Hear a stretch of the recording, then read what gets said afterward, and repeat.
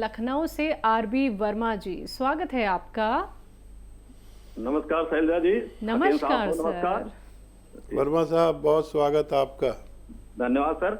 मेरी पत्नी जो है, इनको फीवर आ रहा था 4 महीने पहले।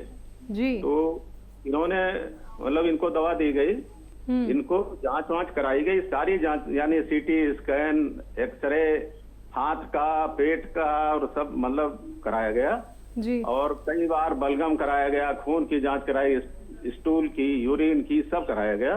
जी। तो इनको कोई भी चीज बीमारी इनको नहीं डिटेक्ट हुई, केवल इनको हाइपर थायराइडिज्म ये डिटेक्ट हुआ है और जिसमें T4 214 आया। इस समय हकीम साहब ऐसा है कि इनको काफी रिलीफ हो चुका है अंग्रेजी दवाओं से, मतलब रिलीफ तो बहुत है, लेकिन फिर भी अभी फीवर कभी 2-3 दिन के बाद आ जाएगा, पैरासीटामोल ले लेते हैं, उतर जाएगा, फिर 3-4 दिन के बाद थोड़ा आएगा, ये पोजीशन चल रही है।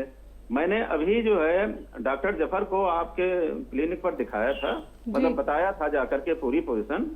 तो उन्होंने हमको बहुत सी दवाएं जैसे कि P care, yes care, R care, joint fort, A care, Tulsi plus, bamboo plus, Haldi plus, नमक शिवरंजनी, इतनी चीजें हमको दिया है।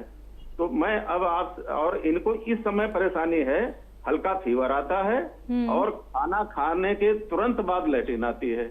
लैट्रिन ठीक होती है थोड़ी सी मात्रा में जी। और बाकी तकलीफ इस समय इनको नहीं है।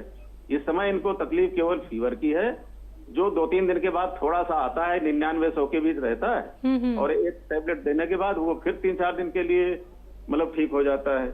और खाने के बाद इनको लैट्रिन थोड़ी मात्रा में होती है, लैट्रिन पतली वतली नहीं होती, लैट्रिन ठीक होती है, लेकिन थोड़ी मात्रा में हर बार होती है जब खाती हैं। तो जी अब इनके लिए जो उचित सलाह है आप कृपया बता दीजिए। ठीक है जी। बहुत सम्मानीय है वर्मा साहब हमारे लिए, और उतनी सम्मानीय आपकी पत्नी है। और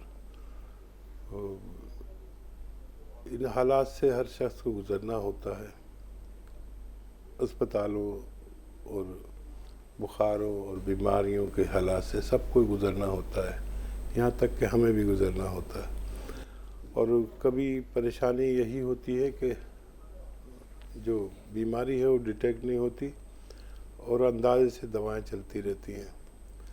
तो देखिए, इतने दवाएं ले रही हैं तो नमक शिवरंजनी इनके लिए ज़रूरी है। कम से कम 2 टाइम 2-2 चुटकी आप इन्हें दिया करें, तो इससे वो दवाओं के जो नुकसानात हैं वो जाहिर जो नहीं होते और नुकसानात हैं तो वो ज़ाया होते रहेंगे, निकलते रहेंगे। कोई भी दवा इन्हें नुकसान पहुंचा कर नहीं जाएगी, ख़ासतौर पर एलोपैथिक। फिर जॉइंट में अगर दर्द है तो जॉइंट फोर्ट दे या एस केयर दे या टी केयर दे, लेकिन अलग अलग दें, एक साथ ना दें। ये दवाएं अगर सुबह को जॉइंट फोर्ट दिया है तो शाम को वो दें, टी केयर या एस केयर जो भी है, और उसी हिसाब से ये दोनों दवाएं एक साथ ना दें। और जो भी दवाएं दी हैं वो एक साथ भी दे सकते हैं, लेकिन जॉइंट फोर्ट या टी केयर या एस केयर एक साथ बिल्कुल ना दें, और गोंसिया भी एक साथ ना दें, अलग अलग टाइमों में दें। इसी तरह इलाज करें। और जो स्टेरॉइड वगैरह का इलाज है वो पल्स बढ़ाता है। अगर स्टेरॉइड की एक गोली खा लें तो आपकी पल्स और शुगर और सब कुछ एकदम अप हो जाता है। ये ताकतवर दवा है, हालांकि ये वक्ती इलाज होता है।